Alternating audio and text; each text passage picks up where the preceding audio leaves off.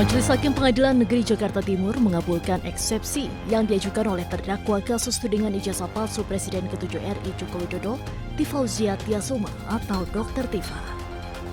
Majelis Hakim menilai surat dakwaan yang disusun jaksa penuntut umum tidak memenuhi syarat material karena disusun secara tidak cermat. Atas dasar itu, surat dakwaan dinyatakan batal demi hukum dan pemeriksaan perkara tidak dilanjutkan. Dalam pertimbangannya, Majelis Hakim menilai jaksa penuntut umum memasukkan dua pasal yang mengatur delik yang sama, tetapi berasal dari dua rezim undang-undang yang berbeda sebagai dakwaan alternatif. Menimbang bahwa penuntut umum dalam dakwaan alternatif pertama subsidiar dan dakwaan alternatif kedua subsidiar telah menentukan dua pasal yang mengatur delik sama persis, hanya saja berada dalam dua rezim undang-undang berbeda yang terhadapnya berlaku azas-azas sebagaimana telah disebutkan di atas, antara lain azas lex meteor, azas lex posterior derogat legi priori. Menimbang bahwa alternatif yang demikian akan menimbulkan ketidakpastian hukum karena seakan menunjukkan bahwa penuntut umum tidak dapat menentukan pilihan pasal mana yang akan ia dakwakan untuk perbuatan yang sama dan karenanya akan dipersidangkan. Menurut Majelis Hakim, penyusunan dakwaan tersebut justru menimbulkan ketidakpastian hukum karena menunjukkan keraguan-raguan jaksa penuntut umum dalam menentukan pasal yang tepat untuk didakwakan atas perbuatan yang sama. Dari Jakarta, Tim Liputan iNews melaporkan. Dengan demikian, sidang selesai dan ditutup. Hadirin dimohon berdiri, Majelis Hakim bersiap. Suasana sidang eksepsi Tifauzia Tiasuma atau Dr. Tifa riuh setelah Hakim Pengadilan Negeri Jakarta Timur menerima eksepsi terdakwa kasus tudingan ijazah palsu Presiden ke-7 RI Joko Widodo. Dengan dikabulkannya eksepsi terdakwa, maka sidang Dr. Tifa yang didakwa melakukan tindak pidana fitnah dan pencemaran nama baik Presiden ke-7 RI Joko Widodo atas tudingan ijazah palsu tidak akan dilanjutkan ke tahap berikutnya. Memperhatikan ketentuan pasal 75 ayat 2 huruf B, ayat 3, dan pasal 206 ayat 1 Undang-Undang Nomor 20 Tahun 2025 tentang Kitab Undang-Undang Hukum Acara Pidana serta peraturan perundang-undangan lain yang bersangkutan, mengadili, menyatakan perlawanan dari tim advokat terdakwa tersebut diterima, menyatakan surat dakwaan penuntut umum nomor register perkara PDM-14-13-M-1-2-06-2026 tanggal 22 Juni 2026 atas nama terdakwa Tifauzia Tiasuma batal demi hukum. Memerintahkan pengembalian berkas perkara ini kepada penuntut umum, membebankan biaya perkara kepada negara. Hakim mengembalikan berkas perkara atas nama Dr. Tifa ke jaksa penuntut umum dan membebankan biaya perkara kepada negara. Selanjutnya, jaksa penuntut umum memiliki kesempatan untuk mengajukan perlawanan dengan menyusun ulang dakwaan. Tim Liputan iNews melaporkan.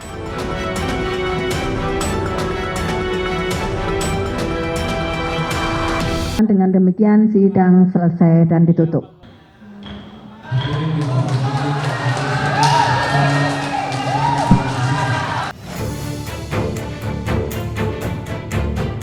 Majelis Hakim Pengadilan Negeri Jakarta Timur menerima eksepsi terdakwa Tifauzia Tiasuma alias Dr. Tifa dalam perkara pencemaran nama baik dan fitnah ijazah palsu Presiden ke-7 Republik Indonesia Joko Widodo pada Kamis pagi. Dengan putusan tersebut, persidangan ini tidak dilanjutkan ke tahap pembuktian alias berhenti.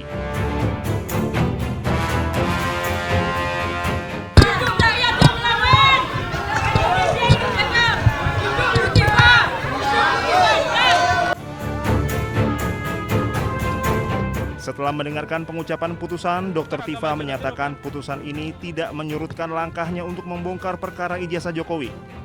Tifa tetap akan berjuang membuktikan hasil penelitiannya mengenai ijazah Jokowi. Tifa menambahkan perjuangan ini merupakan bentuk komitmen dari awal dirinya bersama tim kuasa hukum termasuk Roy Suryo yang juga terseret kasus ijazah Jokowi.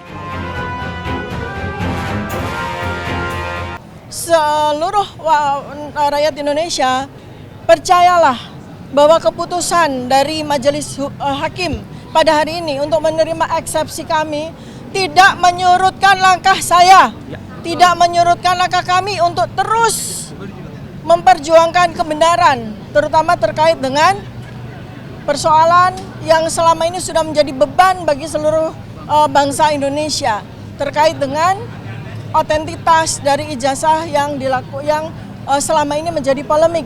Sehingga apa? Sehingga ke depan kita tidak perlu harus menemui persoalan ini lagi pada presiden-presiden maupun pejabat-pejabat berikutnya. Ini yang paling pokok. Dengan batal demi hukum ini, apa yang dimaknai apa? Bahwa perkara ini tidak layak dipersidangkan. Ini bukan perkara pidana. Mau dibuat apapun pasti akan membingungkan kalau dibuat pidana. Bayangkan saja bagaimana kita tidak bingung. Adanya suatu wawancara dengan Aiman Wicaksono yang itu hanya dilakukan dalam bentuk pemusatan atau fokus pada foto, itu dikatakan perbuatan pidana mengubah, merusak. Bagaimana? Ijazah yang otentik. Bagaimana? Sebelumnya, Majelis Hakim Pengadilan Negeri Jakarta Timur menerima eksepsi terdakwa Tifauzia Tiasuma alias Dr. Tifa dalam perkara pencemaran nama baik dan fitnah ijazah palsu Jokowi pada Kamis pagi. Persidangan ijazah ini tidak dilanjutkan ke tahap pembuktian. Majelis Hakim menyatakan berkas perkara Dr. Tifa beserta seluruh barang bukti harus dikembalikan kepada jaksa penuntut umum.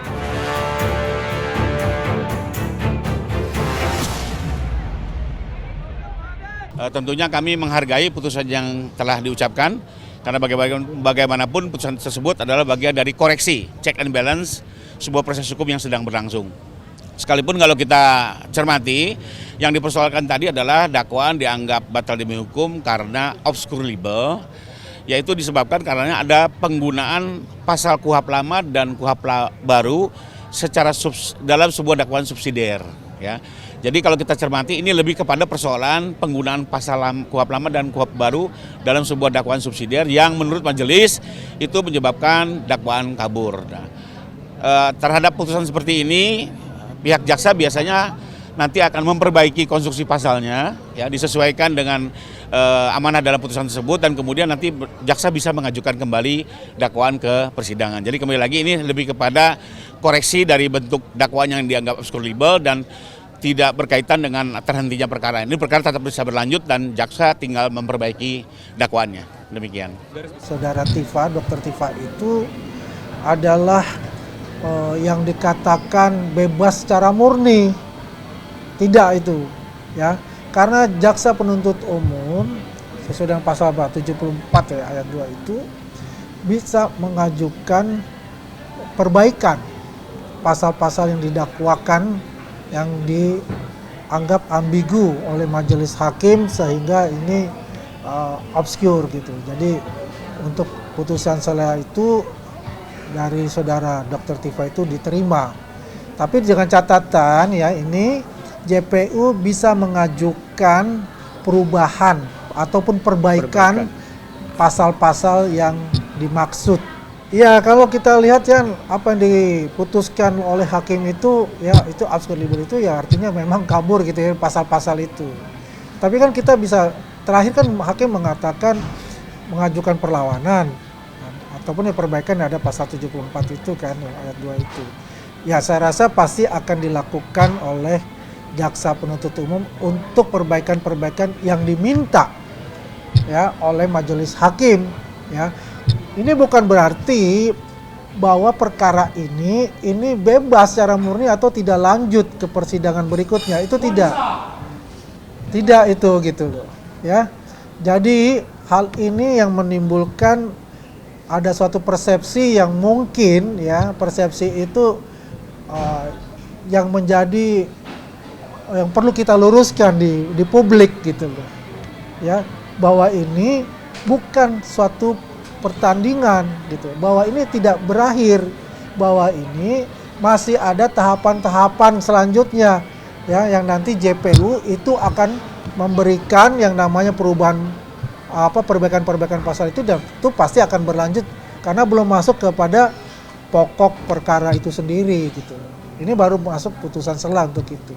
Ya memang semua kan tergantung dari jaksa penuntut umum untuk itu. Kalau nanti jaksa penuntut umum itu sudah memasukkan, ya sudah. Ya, itu akan berlanjut. Itu jadi ada surat dakwaan baru lah nanti.